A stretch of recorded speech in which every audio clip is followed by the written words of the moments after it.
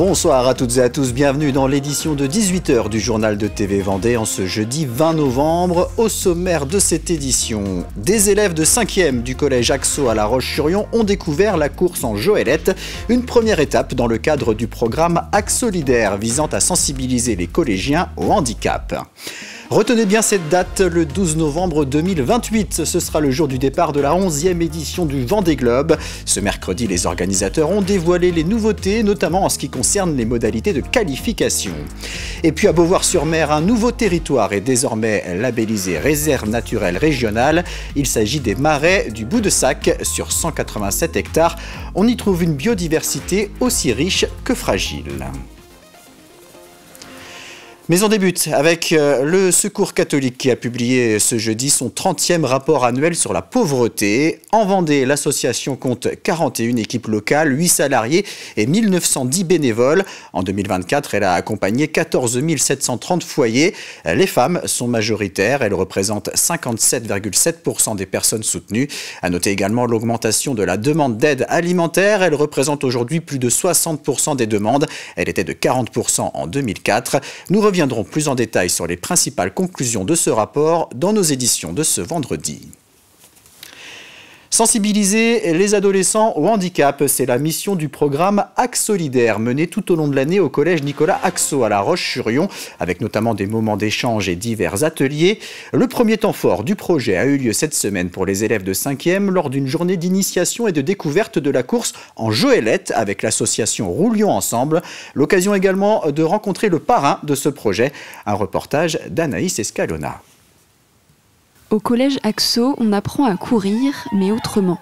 Les élèves de 5e découvrent les Joëlettes. Ces fauteuils tout-terrain permettent à des personnes en situation de handicap de participer à des courses ou randonnées. Il y a en effet le collectif, il y a le groupe, on est une association où tous les gens sont égaux, hein, donc pilotes ou passagers, donc on ne fait plus de différence. Donc je pense que c'est très riche pour les enfants de comprendre ce que vivent les personnes en situation de handicap. Cette 5e édition du projet Axolidaire concerne 150 jeunes. Dans ce cadre inclusif, l'objectif est de développer des valeurs de dépassement de soi et de solidarité. Nous, on est un collège qui accueille 2 classes Ulysse, donc avec des élèves, pour certains qui ont des handicaps invisibles.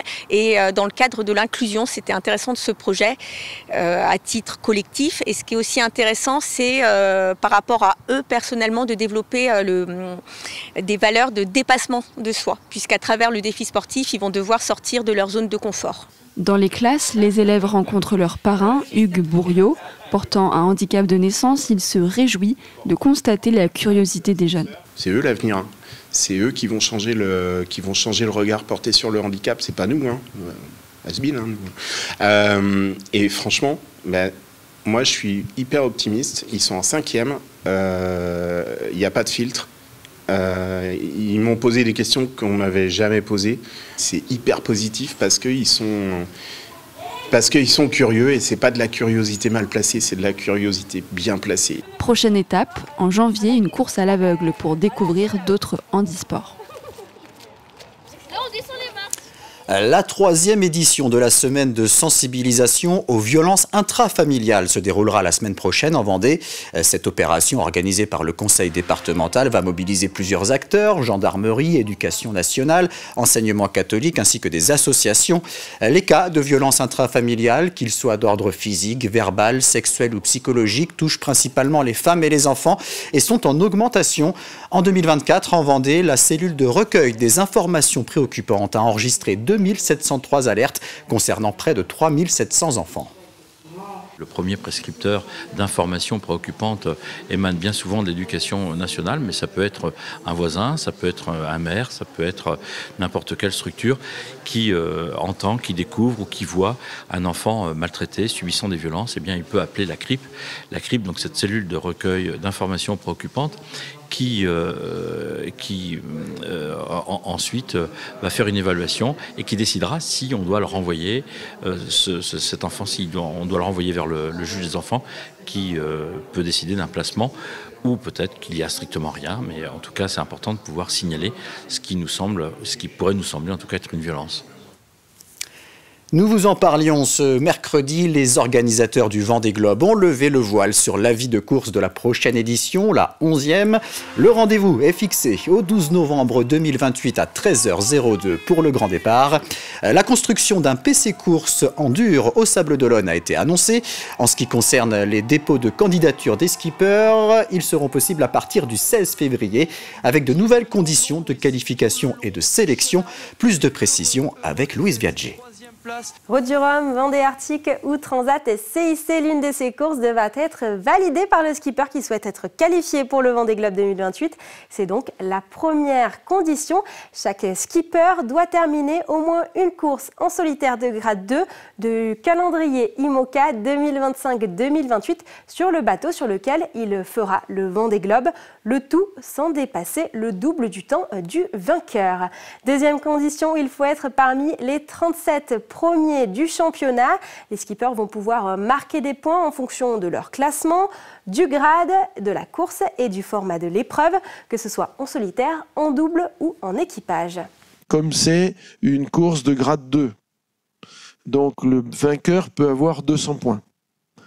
Si il gagne une étape, donc il peut gagner 1/5 des 200 points. C'est-à-dire, donc, en l'occurrence, il gagne 40 points, puisqu'il a gagné une de ces étapes de 5 étapes. Et enfin, seules les 9 meilleures performances seront comptabilisées. Jusqu'à présent, il fallait commencer la course au plus tôt pour accumuler des points. Mais cette nouvelle règle se concentre sur la qualité plutôt que sur la quantité. Et enfin, côté environnemental, on retient une mesure, celle qui oblige désormais tous les skippers à avoir au moins un capteur pour récolter des données scientifiques. Elles ont vraiment permis d'alimenter des recherches en matière de réchauffement climatique. C'est là-dessus que nos scientifiques sont en train de travailler. Et donc, elles continuent à fiabiliser finalement les prévisions météo. Et ça, c'est pour l'ensemble de nos populations. Donc, il y a un intérêt majeur avec une meilleure connaissance, bien sûr, de nos océans. Rendez-vous donc pour le départ du Vendée Globe le 12 novembre 2028 à 13h02. La Vendée comptait jusque-là 3 réserves naturelles régionales sur son territoire. Une 4e vient de voir le jour, celle des Marais du Bout de Sac à Beauvoir-sur-Mer. Il s'agit de la 24e dans la région. Elle s'étend sur 187 hectares au cœur du Marais breton vendéen et abrite une faune et une flore très riches. La création de cette nouvelle réserve a pour but de protéger durablement cette biodiversité et les espèces fragiles. Reportage Grégoire de Châtillon. Héloïse Pérudin est devenue il y a une semaine la gardienne de ce sanctuaire, un sanctuaire situé au cœur du Marais breton vendéen. Sa mission, mettre en œuvre le plan de gestion de cette nouvelle réserve régionale des Marais du Bout du Sac. Ici, on est sur un site de 187 hectares, divisé en 2 blocs. Et donc, ce qui va caractériser le site, c'est donc une microtopographie qui va créer un réseau de milieux aquatiques important et divers. On a 19 km de fossés, on a des prairies humides, il y a des habitats comme les lagunes aussi, donc qui sont des étendues d'eau côtière. On va avoir aussi 64 mares qui vont être favorables à une quantité d'espèces. On a par exemple l'anguille d'Europe qu'on va pouvoir venir étudier ici, et, qui est une espèce qui a besoin de ses eaux saumâtres et qui est en danger critique d'extinction. Des eaux saumâtres, un entre-deux entre eau douce et eau salée. La particularité de cette réserve, c'est assurément le mélange annuel entre l'eau douce et l'eau salée qui crée des écosystèmes absolument particuliers et donc des lieux de nidification. Donc on parlait de la berge jacque noire par exemple, pour des espèces très particulières qui sont adaptées à ce milieu-là. Un milieu propice à la nidification ainsi qu'à la migration des oiseaux, mais aussi une réserve avec du pâturage. Nous sommes ici dans la commune de Beauvoir-sur-Mer, co-gestionnaire du site avec le Conservatoire du Littoral et la Ligue de protection des oiseaux. L'idée pour nous, quand on a validé cette proposition, c'était déjà on partait du constat que beaucoup d'habitants sur Beauvoir finalement méconnaissent l'intérêt environnemental de ce territoire, méconnaissent la biodiversité. Et on espère qu'on aura là un outil qui permettra à nos habitants, habitants du territoire, habitants de notre commune, de découvrir et de s'approprier ce territoire. Tout l'enjeu consiste alors à ouvrir au public la réserve naturelle régionale des Marais du Bout du Sac, sans en fragiliser l'équilibre. Si vous vous êtes rendu à Talmont-Saint-Hilaire ces derniers jours, vous avez peut-être observé quelques-unes de ses œuvres exposées dans les rues de la ville. Depuis le 3 novembre et jusqu'à dimanche, l'exposition intitulée « La beauté à ciel ouvert » présente une dizaine de reproductions en grand format de peintures qualifiées de chefs-d'œuvre. Elles mettent en avant la ville de Paris au 19e siècle. 88 villes partout en France participent actuellement à cette opération dont l'objectif est de rendre la culture accessible à tous. Ce sont essentiellement des peintures. Alors cette année, le thème pour 2025, c'était les paysages. Donc la mairie de Talmont-Saint-Hilaire, pour le printemps, avait affiché des œuvres concernant le patrimoine maritime, le paysage maritime. Et pour cet hiver, automne-hiver, eh bien, nous avons davantage des paysages urbains.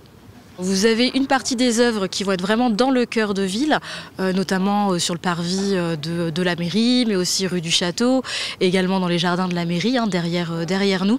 Mais vous avez également des abribus qui sont disséminés dans la ville et qui vont eux aussi accueillir des œuvres d'art pour l'occasion. C'est la fin de cette édition, merci de l'avoir suivi. Vous pouvez retrouver l'ensemble de nos reportages sur notre site internet tvvendée.fr. Prochain rendez-vous avec l'actualité vendéenne dès demain matin à partir de 7h dans la matinale présentée par Simon Philippot. Très bonne soirée sur TV Vendée.